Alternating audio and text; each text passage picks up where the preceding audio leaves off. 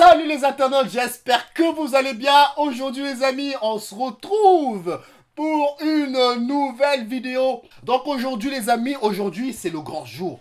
Le verdict, mon verdict final concernant le jeu FIO Zero Hour les amis. Le jeu de tir de révélation sur le PSVR de cette année. C'est le jeu, vous allez me dire, peut-être que je suis peut-être passé à côté. C'est le jeu, je savais qu'il allait sortir. J'ai vu quelques vidéos là-dessus, hein, rien de plus classique, tu vois. J'ai constaté plutôt que Sony n'a pas fait trop de pub par rapport à ce jeu.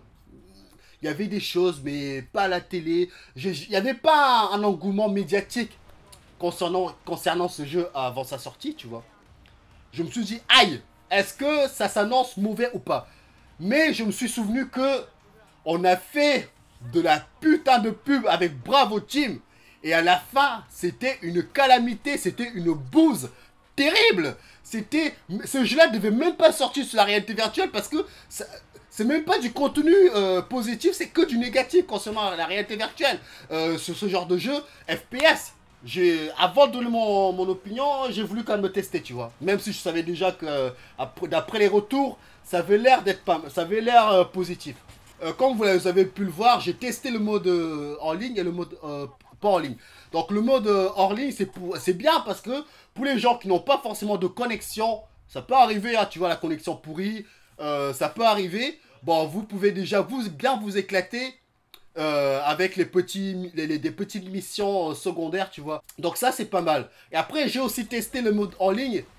Et là, je suis tombé avec des gens du monde entier. Et là, c'est un peu plus dur. Mais ce que je trouve qui me chagrine, tu vois, ça me titille un peu. Ce que je trouve pas bien, c'est que on fait du multijoueur en ligne et ils nous foutent encore des intelligences artificielles. C'est peut-être aussi, ils ont peut-être anticipé les choses en disant, on va partir du principe que ce n'est pas un jeu comme tous les autres jeux, c'est-à-dire un Call of Duty, où on est sûr de toujours avoir un partenaire pour jouer un adversaire, tu vois. Donc ils se sont peut-être dit, on va peut-être anticiper les choses. C'est peut-être malin aussi de leur part, mais en même temps, ça me chagrine, tu vois. C'est peut-être malin. Parce que, admettons qu'ils n'auraient pas fait ça, on aurait pu encore plus galérer à trouver des parties. Moi, j'aurais vraiment voulu jouer avec des gens du monde entier, par exemple. Pas forcément une intelligence artificielle. Je sais qu'on peut le faire en invitant des amis à rejoindre vos parties. Mais bon, il faut que les amis soient aussi disponibles. Parce que ça se peut que vous n'auriez pas les mêmes temps de jeu, les mêmes horaires. Donc pour organiser ça, c'est un exploit pour vous trouver un temps pour que vous puissiez jouer en même temps. C'est un exploit. Alors que là, quand tu joues à Call of par exemple, je prends l'effet de Call of parce que c'est le jeu le plus populaire en termes de jeu de tir. Vous n'avez pas forcément besoin que votre pote soit toujours là pour pouvoir jouer en ligne vraiment pleinement. Je parle pleinement. Vous pouvez jouer avec des gens du monde entier. Vous savez que vous aurez toujours un adversaire pas artificiel qui est toujours derrière. Donc ça donne encore plus du piment dans le jeu. Alors que là, on a toujours l'IA, tu vois, qui est derrière. Même s'ils sont durs, tu vois, même s'ils sont durs, mais tu sais que c'est pas une intelligence réelle.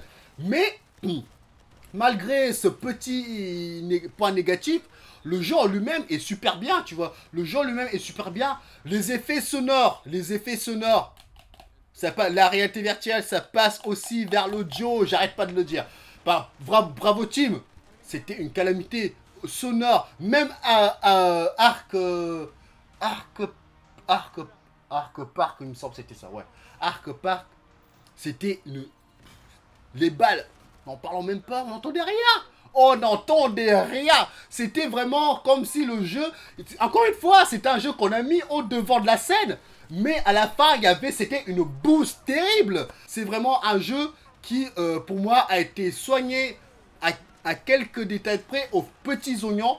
C'est un jeu que je recommande. C'est un jeu où un fan de réalité virtuelle, un fan de jeux de tir ne peut pas passer à côté. J'ai joué peut-être 2 heures là-dessus, j'ai pas eu d'effet de nausée, j'ai rien eu de tout ça. Et ça, je tiens à le souligner, c'est vraiment très bien qu'ils ont corrigé ce truc-là. Au niveau des textures de loin comme de près, c'est pas mal. J'ai la PlayStation 4 Pro, j'ai l'impression que les textures ont un petit peu... Ah, oh, tu vois, c'est comme... Je vais vraiment chercher en sachant que moi...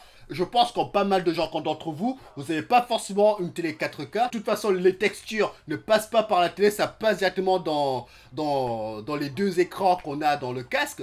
Donc, moi, j'ai remarqué vraiment une toute petite amélioration par rapport à ça. La fluidité, je pense que la PlayStation 4 Pro en joue aussi beaucoup un petit peu.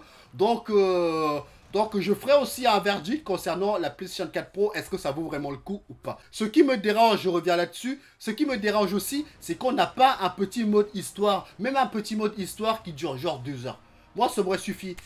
Un petit mode histoire, tu vois, comme des Call of avant que le temps de Fortnite arrive, avait un mode histoire, même si beaucoup de gens ne passent pas autant d'heures sur un mode histoire, mais ça fait toujours plaisir d'avoir du contenu sur le jeu, tu vois. Un mode histoire m'aurait fait un peu plaisir de jouer, tu vois. Mais c'est déjà pas mal, on va pas chercher la petite bête. C'est vrai que pour un jeu de réalité virtuelle, c'est vraiment un jeu qui a été bien fini, mais à part la suite, j'aimerais avoir une amélioration par rapport à des jeux de tir sur la réalité virtuelle. Mais en général, si on parle globalement, c'est un jeu qui a été fini aux petits oignons. Je n'ai rien d'autre à rajouter à part pour les gens qui n'ont pas joué, achetez-le, vous n'allez pas être déçus.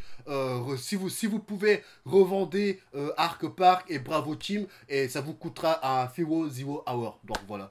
Donc moi j'ai tout dit. Si vous pouvez enrichir un peu plus la vidéo, n'hésitez pas à dire en commentaire vos expériences concernant ce jeu, en sachant aussi qu'au fur et à mesure, le jeu va avoir des mises à jour. Donc moi j'attends ces mises à jour là et j'ai hâte de voir les améliorations concernant ce jeu Fewo Zero Hour.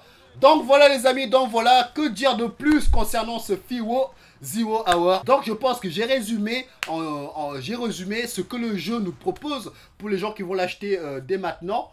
C'est déjà riche, tu vois. Mais j'attends un petit peu plus quand même, un petit peu corriger, peut-être à voir.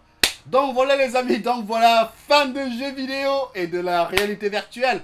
Salut les amis, ciao ciao, c'est promis, je reviens un peu plus souvent sur ma chaîne. Ciao.